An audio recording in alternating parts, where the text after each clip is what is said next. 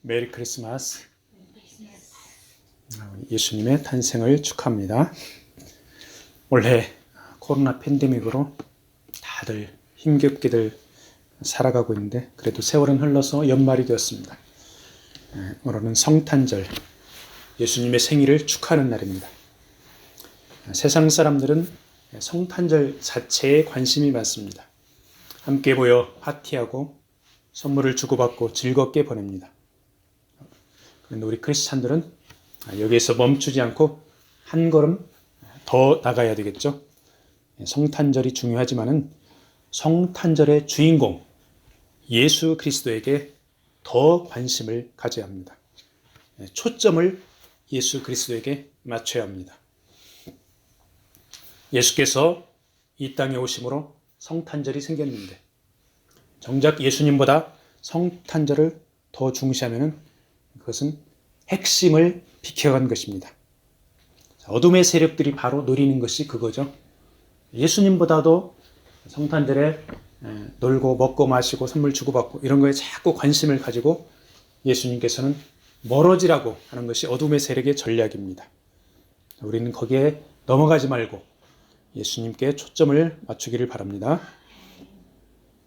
예수님께서 이 땅에 오신 것은 하나님께서 죄인들을 크게 사랑한다는 그 사랑의 표현입니다. 죄인들을 죄 가운데서 건져내서 하나님의 형상을 닮은 온전한 사람으로 새롭게 중생하게 하는 그런 역사를 위하심입니다. 그래서 사람들이 하나님과의 관계를 회복하고 하나님 앞에 영광을 돌리도록 하기 위함입니다. 오늘 우리가 함께 읽은 그 말씀은 예수님의 탄생을 기록한 그 내용입니다. 자, 거기에 요셉도 나오고 마리아도 나옵니다. 자, 요셉과 마리아는 서로 약혼한 상태입니다. 당시 1세기의 그 유대 사회, 유대 문화에서는 그 유대 소녀들이 한 12살이 되면은 결혼을 할 수가 있었습니다. 그래서 1년 정도의 약혼 기간을 가진 후에 결혼을 하게 됩니다. 자, 그러니까 이 말이 약혼이지 실제로는 결혼 상태나 거의 비슷합니다. 법적으로. 만약에 이 기간 동안에 약혼자가 죽었다. 그러면은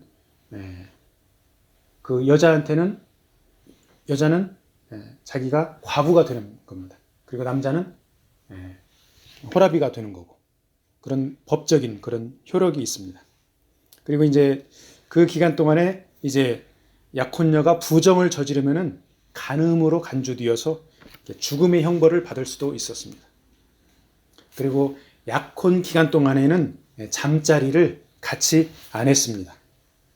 약혼 기간을 마치고 아내를 집으로 데려와 혼인잔치를 그 절차를 다 끝내고 나서 잠자리를 함으로 이렇게 결혼을 완성했습니다. 자, 그런데 결혼 절차를 다 마치지도 않은 상태에서 약혼녀 마리아가 임신한 사실을 알게 됐어요. 요셉이. 요셉의 심리 상태가 어땠을까요? 나의 약혼녀가 임신을 했어. 결혼도 마치지도 않았는데 흑심한 고민, 혼란 상태에 빠졌습니다.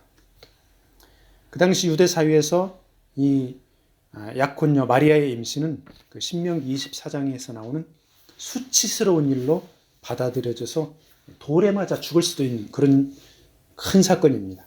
신명기 24장 1절을 읽어드리겠습니다. 사람이 아내를 맞이하여 데려온 후에 그에게 수치되는 일이 있음을 발견하고 그를 기뻐하지 아니하면은 이혼 증서를 써서 그의 손에 주고 그를 자기 집에서 내보낼 것이요. 이렇게 기록되어 있습니다. 그런데 요셉은 오늘 말씀 보니까 의로운 사람입니다. 영어 성경에 보니까 faithful, the law, 그러니까 율법에 신실한 그런 사람이었습니다. 그래서 의로운 요셉은 자기 약혼녀 마리아가 임신했다는 사실로 망신당하거나 피해받는 것을 원하지 않았습니다. 그래서 본문에 보니까 조용히 끊고자 했다고 그랬죠. 조용히 이혼해서 최대한 마리아를 보호하려는 그런 마음을 볼 수가 있죠. 그러니까 율법의 잣대로 마리아를 대하지 않는 요셉. 이 요셉의 인격이 얼마나 훌륭한지 우리가 알 수가 있습니다. 요셉의 조상 유다, 그러니까 야곱의 넷째 아들 유다 어떻습니까? 유다는 자기 며느리 다말이 임신했다는 것을 이 사실을 알고 불에 태워 죽이려고 했습니다. 다말의 남편들이 다 죽고 혼자 살고 있는데 임신을 했으니까 가늠한 걸로 생각해서 유다가 불에 태워 죽이라 그랬죠. 그런데 사실 그 임신이 어떻게 이루어진 것입니까? 다말은 자기 시아버지 유다를 통해서 임신한 것이죠. 그러니까 얼마나 이 막장 드라마입니까? 막장 드라마가 성경에 있습니다.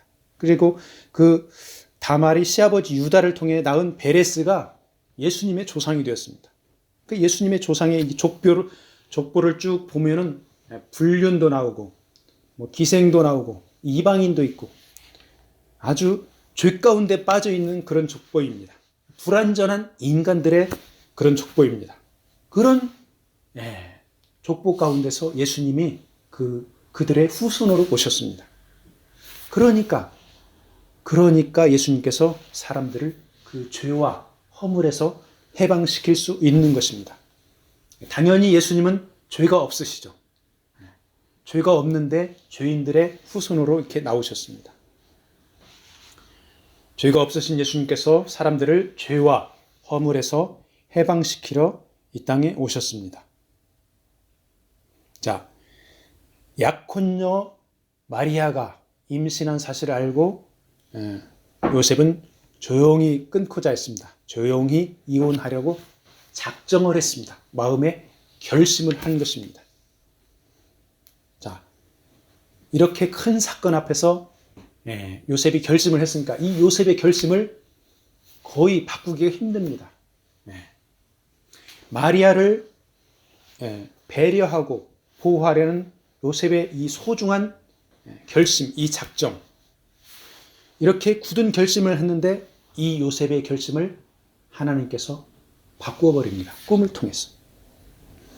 그러니까 우리가 이렇게 살아가다가 때로는 우리의 섬세한 관심과 배려에 따른 그런 계획들을 가지고 있습니다. 그런데 이런 계획이 하나님의 뜻과 다를 수가 있습니다. 우리의 상식과 동정심으로 인한 결정들이 과연 하나님의 뜻과 맞는지 우리는 묵상하고 기도를 해야 되겠습니다. 자, 마리아와 헤어지기로 작정한 요셉의 꿈속에 아주 선명하게 주의 천사가 나타납니다. 천사가 요셉에게 말을 하죠. 요셉아, 약혼녀 마리아가 임신한 것은 성령에 의해서 과학을 초월해서 잉태한 것이다. 그러니까 마리아 데려오기를 무서워하지 말라. 자, 무서워하지 말라. 우리가 무섭다는 말, 영어로 포비아라고 그러죠.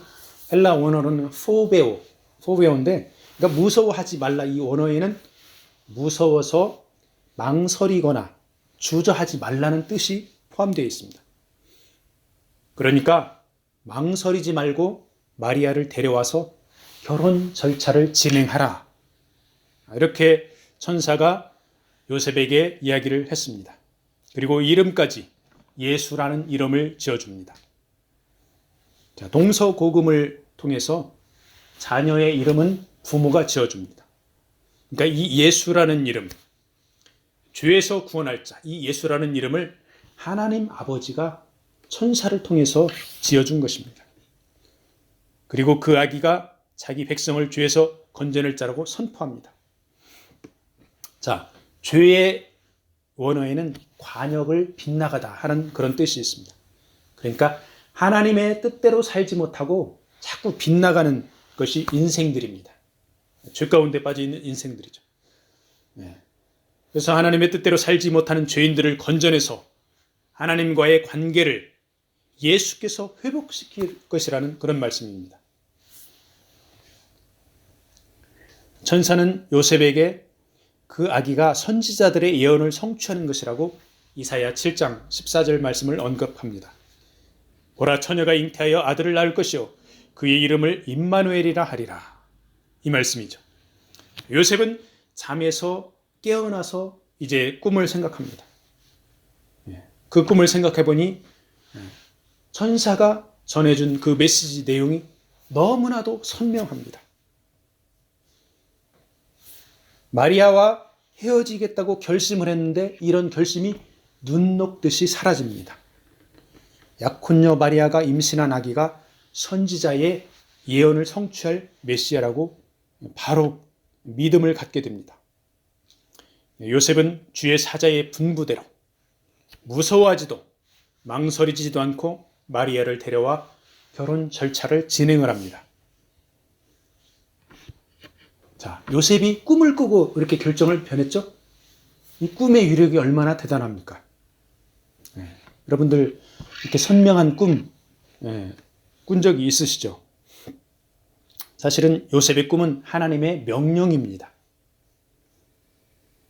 자, 혹시 우리들 주변에서 이혼하려고 마음먹은 사람들 본 적이 있습니까? 하나님 앞에 이렇게 기도를 하세요. 하나님, 저 사람들 꿈으로 하나님께서 명령하셔서 저들 깨닫고 이혼하지 말게 해주세요. 이렇게 기도하는 것도 필요하겠습니다. 의롭고 지혜로운 요셉은 마리아가 출산할 때까지 잠자리를 같이 하지 않습니다. 그래서 처녀 탄생의 예언을 성취하는 데 기여를 합니다. 즉 예수님의 탄생은 하나님 아버지께서 보내어서 일어난 역사적이고 과학을 초월하는 사건입니다. 그래서 예수님 탄생은 역사에서 가장 기쁘고 복된 사건이면서 우리는 주님을 탄생한 성탄절을 이렇게 기념하는 것입니다. 2000년 전에 인간의 몸을 입고 오신 예수님께서 지금은 하늘 보좌에서 하나님 아버지와 함께 계십니다. 그리고 동시에 우리들 각자 마음속에 함께 계십니다. 예수님께서 하늘 보좌에도 계시고 우리 마음속에도 계시고 우리가 믿는 기독교 신앙의 신비입니다.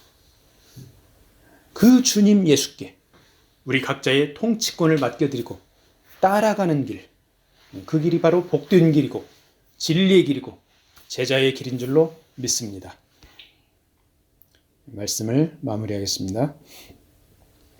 약혼녀 마리아와 조용히 이혼하려던 요셉의 계획은 꿈속에서 천사를 만나고 180도 바뀝니다. 요셉이 주의 사자의 분부대로 순종해서 예언의 말씀을 성취하게 됩니다. 우리의 상식과 경험에 근거한 생각들과 계획들을 하나님 앞에서는 내려놓고 하나님의 뜻을 간절히 구해야겠습니다. 우리의 믿음과 순종이 예수 그리스도의 이름을 높여드립니다. 하나님의 영광을 드러내게 됩니다. 예수께서 하늘 보좌를 버리고 이 땅에 육신의 몸을 입고 온 것은 비천함을 취한 것입니다. 그래서 주님의 제자들이 가야 할 성경적인 원리는 스승인 주님 따라 비천하고 낮아지고 가기 힘든 길을 선택하는 것입니다. 우리보다 힘들고 어렵고 병들고 가난한 자들에게 찾아가는 것이 주님의 제자가 되는 길이라고 주님이 탄생함으로 몸소 보여준 것입니다. 성탄절을 기뻐하고 축하하면서 한편으로 우리의 비천한 이웃을 찾아서 사랑을 전하기를 축복합니다. 아멘.